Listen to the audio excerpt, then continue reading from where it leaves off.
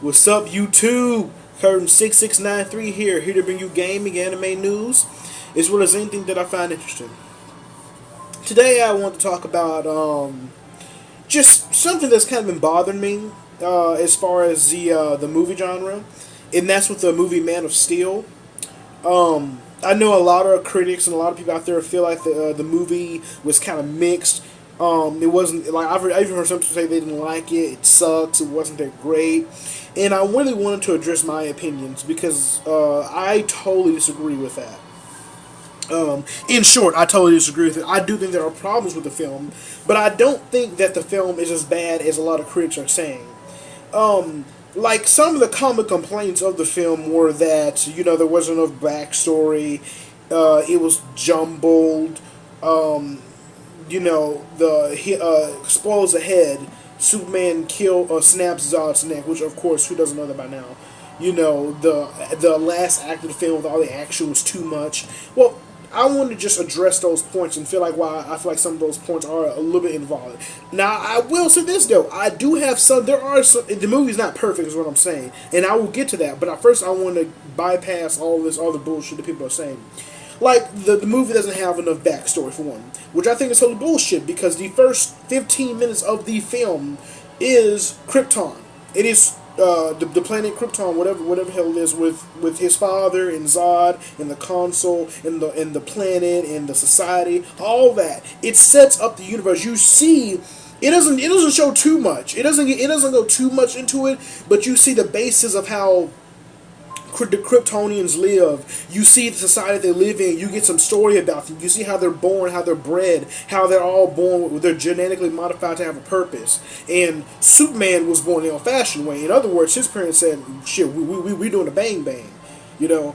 And you see how he was born from that, and which gives him the elements of choice. He is able to choose his destiny, which is what makes him Superman. I like how they put that in the film. A lot of people say that when there was no character to Superman, bullshit, you know. And also the first act of the film, and really the first two acts of the film are flashbacks. They'll show a little bit of present day time stuff, to keep the plot moving, and then it shows flashbacks. Just like Batman Begins. Batman Begins, the first hour of the movie is a huge flashback to the League of Shadows. And with Superman and Man of Steel, that's what it is. It's literally like it shows, and I like how in the flashbacks it shows his relation with his dad. How his dad told him, "Don't tell anyone who you are because the world is not ready. Wait till you're a little bit older and you can make more decisions. Then you can show people. But the world's not ready." It set up a good relationship for him and his dad. It also set up and also his mom was there as support. And after his dad died, she was there to offer, Clark Kent. She was kind of like the human side of Clark Kent. Like he could always go to her when things got bad, and which he can now. So the whole thing about them not having character and depth is bullshit. And I like how they gave him more of a human side. How they showed how he wanted to beat those bullies up, but he knew that his father told him, now is not the time.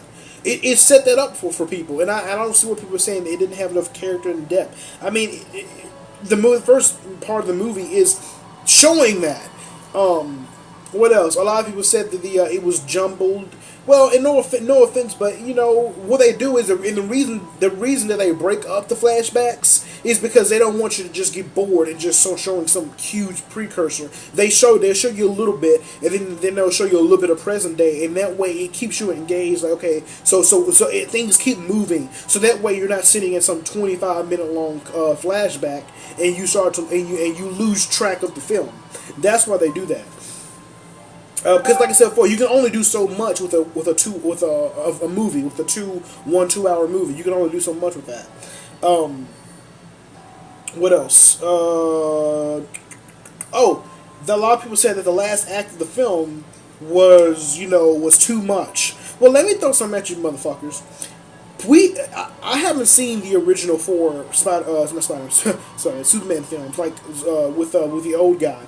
But I've heard that the first two were done really well, and then the last two in Superman Return sucked, pretty much, in a nutshell. What I'm saying is, we've been waiting to see a action-packed Superman film for the longest time. We've been waiting to see this for a long time now. To see a superhero just wreck shit and destroy. And don't get me wrong, he wrecked some shit.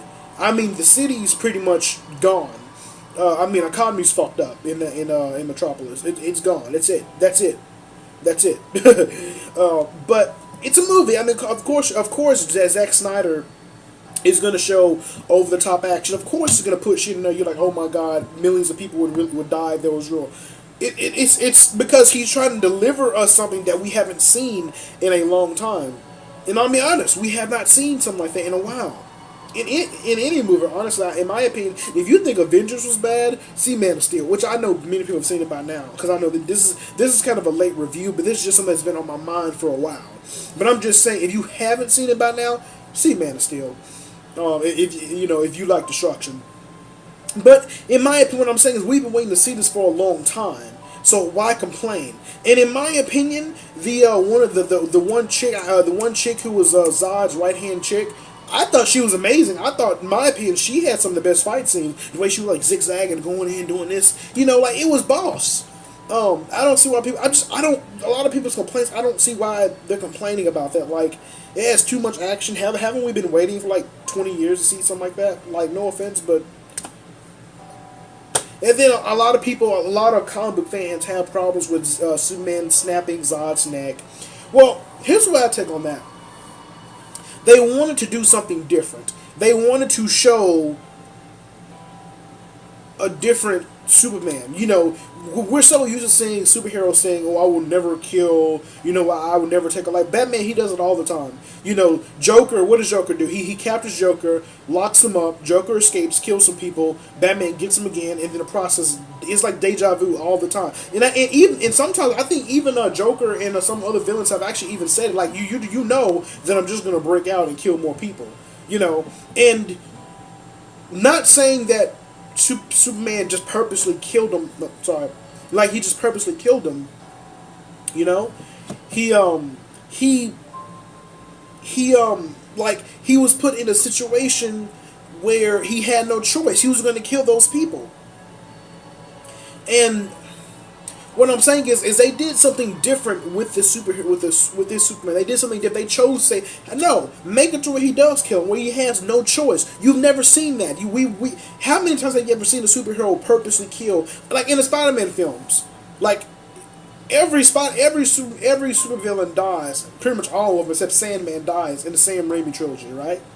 But Spider-Man, he never takes a life, But we've never seen Spider-Man in a position where he purposely kills someone to save people. We don't see that too often. Now, we do see some superheroes who have no problem with killing, like Punisher, Blade. I think Captain America is, shot at people at some points. Wolverine, But my point of is when you have a superhero who doesn't want to kill, but he ends up doing it anyway, and it causes problems with him mentally or on the inside, personally, and it makes a better story. I'm glad that they killed. I'm glad that he snapped his neck. I mean, not like that, but I mean, like, I'm glad that they did something different with his story. And I think that's going to play into the second film. I feel like he's going to feel guilty about it. Also, with Batman, I feel like when he comes to front with Batman, that'll play like, will I kill this person too? Or what about Lex Luthor? What will I do to stop Lex Luthor? He's a human. He's not like Zod. He's a human. So what am I going to do? And that's what I like about the film. Now I will get to the cons. There are cons that I have to the film. And the first con that I have is actually Lois Lane. I like Lois Lane in this movie, but my only minor complaint is I feel like the relationship between Superman and Lois Lane was a little bit forced. I won't say forced, but just kind of like, it felt formulaic. Like she is interested in him, or like they run into each other, stuff happens, they start holding hands, they have a few scenes of dialogue, and then all of a sudden they're kissing and in love and stuff. I would have loved to have seen a little bit more media dialogue. And I know they'll probably have this in the sequel. I understand that it's just setting everything up, but I'm just saying that I would have loved to have seen a little bit more conversationalism if that's a word, you know, with between Lois Lane and and Superman. I would love to have seen a little bit more interesting dialogue between the two.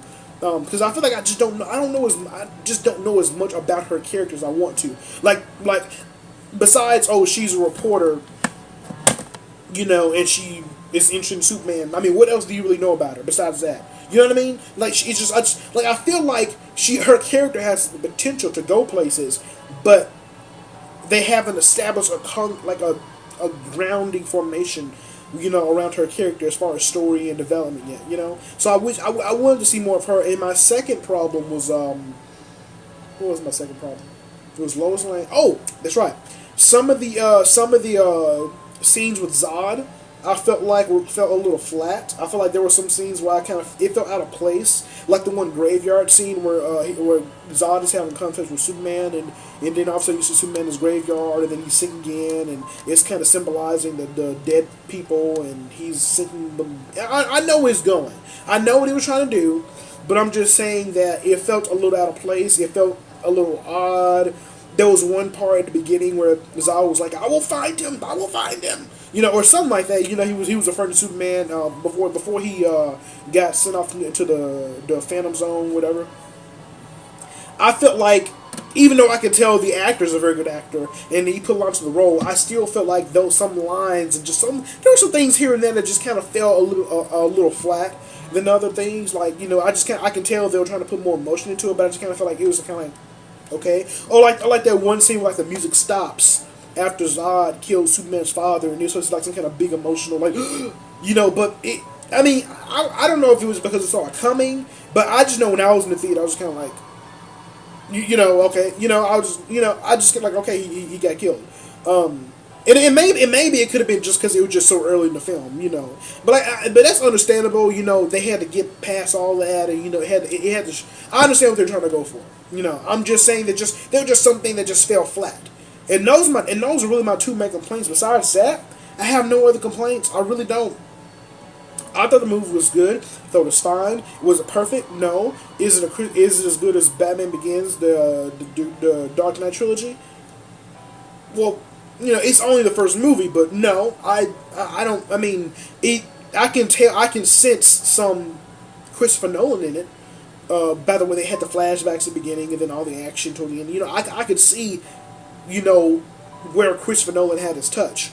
But no, it may not be as good as the Dark Knight trilogy. But in my opinion, at the same time, we have to stop comparing everything to the Dark Knight trilogy. And then I know it was me who brought it up, but I'm just saying, I know a lot of people will compare it to Dark Knight, and you know, because I mean, let's face it. I mean, how much better than Dark Knight is it going to get, really? Or the trilogy as a whole. I think all of those films are great. But you know, how much better is it going to get, really? But yeah, let me know what you guys think. Was Man of Steel really that bad? You know, I know a lot of people don't like it. A lot of people have mixed reviews about it. Some people like it. I love it. And I'm not a fanboy, actually. I don't give two shits about Superman. I really don't. Like Goku vs Superman, I'm Goku all the way. I thought that death battle was bullshit, by the way.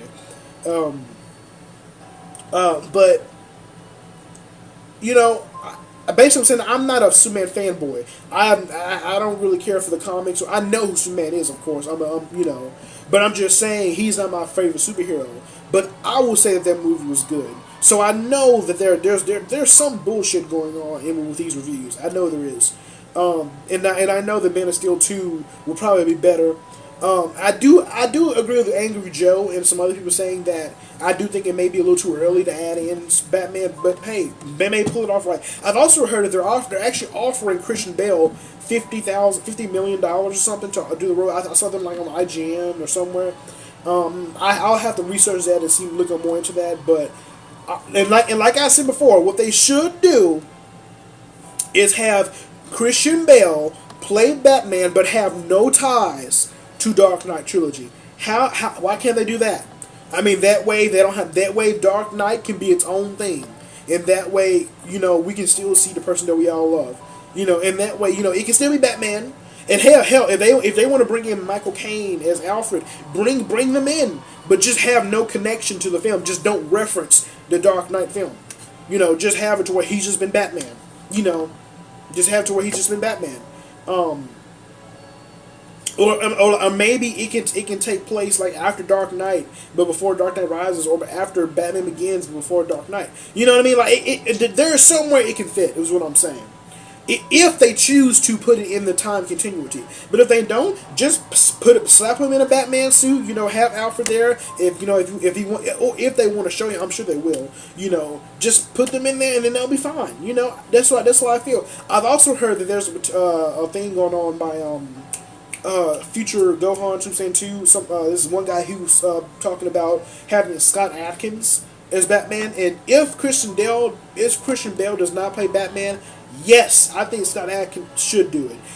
Scott Adkins, if you guys don't know, is an actor who's played in, like, if you ever seen Undisputed with Michael Jai White, he was the one who played the Russian, got his leg broke. He also played in the third film. He's played in Expendables 2. He's played some other movies like Ninja or something like that. Yeah, he's played some other B movies, but the only thing that I would be afraid of is that would his acting, you know, be adequate for such a big film like that. And not saying that he couldn't do it. I'm just saying we haven't seen him in a big movie besides Expendables. But you know, Expendables, come on.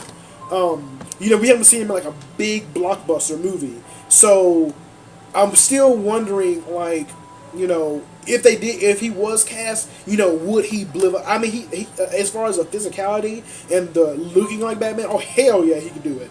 Hell yeah. If anybody could do it, he could do it. But I'm just saying, as far as acting and as far as, you know, being Batman, not just looking like him and fighting like him, I mean, but being Batman, that's my question. But I'm not saying he couldn't do it. I'm just saying that is one thing that we have to address. So let me know what you guys think. Rate, comment, favorite, subscribe. Do you guys think Man of Steel was really that bad? Did you like it? Did you not like it? What did you like about it? What did you like about it? How do you feel about the second film? Do you think that things will improve in the second film? Let me know.